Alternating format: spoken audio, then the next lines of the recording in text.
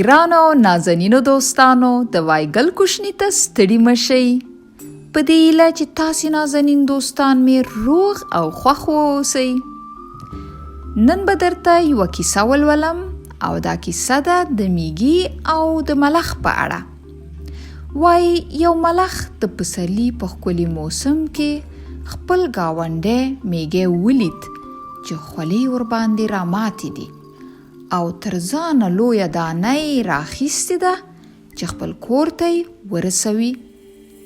ملخ ورنه پوښتنه وکړه: مېږی جانه، داسې ښکلی د پسرلي موسم دی، ښکلي ښکلي ګلان غوړېدلي دي، ښایسته ښکلې هوا ده، خو زه هره ورځ وینم چې ته زیات وخت په خوارۍ او کار اخته یې، ولې لوبې نه کوې؟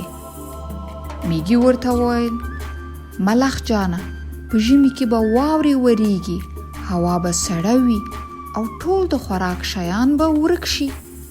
نو له دې کبله زه هره ورځ خواري باسم چې خوراک پیدا کړم او خپل کور ته یې راوړم او هلته یې د ژمي لپاره زیرمه کړم. کله چې په ژمي کې خوراک نه پیدا کیږي، هغه وخت به په دغه زیرمه شوي خوراک خپل وخت تیروم او گزاره به کوم. ملخ ورته وویل: اوهو مېږی جانه، ژمی خو لا بیخي لرې پروت دی، اوس خو لا د پسرلي موسم دی، بیا به د اوړي موسم راځي، ورپسې به د مني موسم راشي او بیا به ژمی راځي. نو په دې توګه خو ژمی لا ډېر لرې دی. خو مېږي ورته وویل: زه غواړم چې اوس لا ژمي ته تیاری ونیسم، ځکه چې په دغه موسم کې به 3 میاشتې د خوراک د ستونزو سره مخامخ کیږو. زه اوس لا د دې لپاره زحمت باسم چې په ژمي کې را باندې لوږه رانه شي.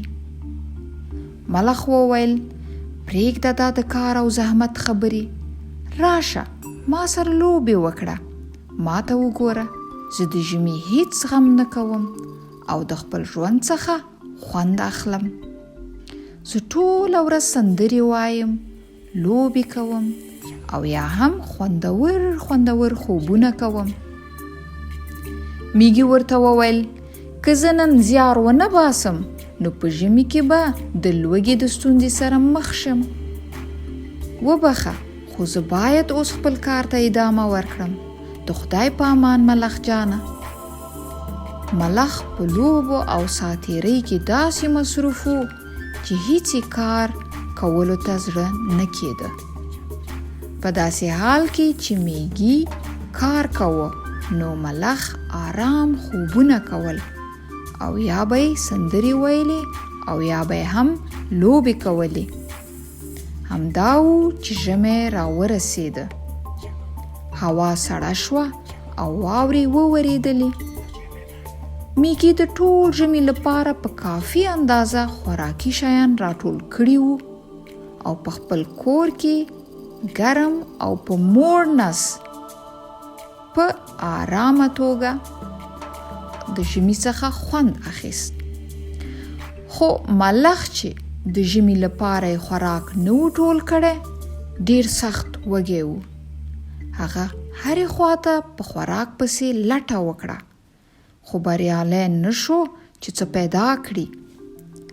د خوراک په لټه کې د ملخ وزرونه لامده شول او ټول بدن یې د سخت یخ او لوږې له کبله په رېږدېدو شو.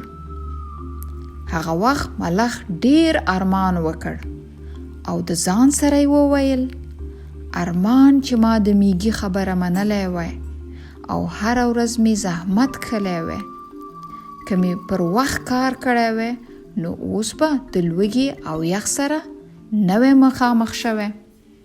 ښه نو زما کوشنیو دوستانو، کیسه به مو خوښه شوې وي او د دې کیسې نه موږ دا زده کړه کولی شو چې هر څوک باید خپل کار په خپل وخت وکړي او د نن ورځې کار سبا ته پرېنږدي.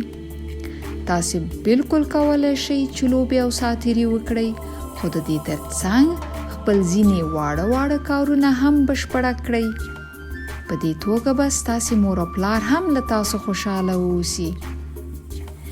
نو دا وه د دې اونۍ کیسه. تر بلې اونۍ مو په مخه ښه شه.